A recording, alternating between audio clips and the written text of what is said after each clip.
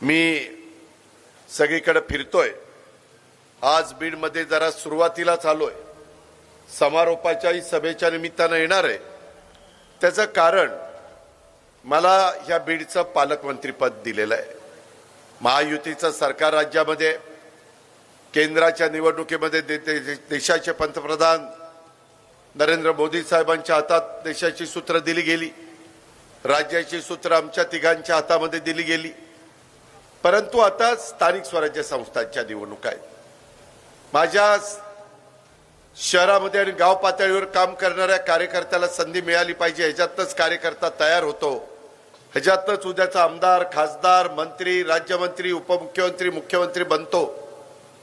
त्याकरता खूप वर्ष वेगवेगळ्या कार्यकर्त्यांना महाराष्ट्रामध्ये थांबावं लागलं, तसं बीडमध्ये देखील थांबावं लागलं।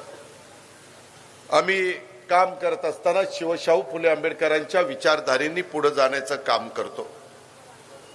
त्यांनी जो आदर्श आपल्या सगळ्यांच्या समोर ठेवलेला आहे, त्या आदर्शाप्रमाणे आम्ही पुढे जातोय।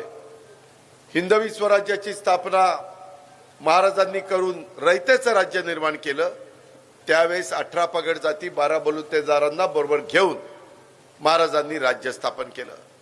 आपलं बीड शहर पण अनेक जाती धर्माचं शहर आहे।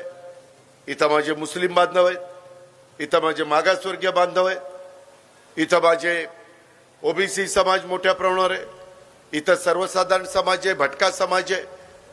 अनेक जाती धर्माचे लोक वर्षानुवर्ष इथं राहतात। परंतु मित्रांनो, ज्या प्रकारे बीड शहराचा जिल्ह्याचं ठिकाण आहे, बीड शहर जिल्ह्याचं ठिकाण असताना अनेक वर्ष एका घराण्याची मक्तेदारी इथं होती आणि त्यांच्यापैकीच कुणी ना कुणी नगराध्यक्ष व्हायचं किंवा ते सांगतील तो नगराध्यक्ष व्हायचा।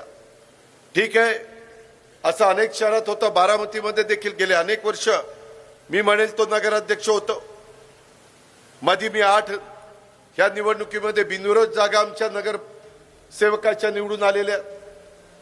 वातावरण चांगलं आहे, पण कशामुळे? कारण बारामती तालुक्याचा, बारामती शहराचा विकास आम्ही केलेला आहे, तिथले प्रश्न सोडवलेले आहेत।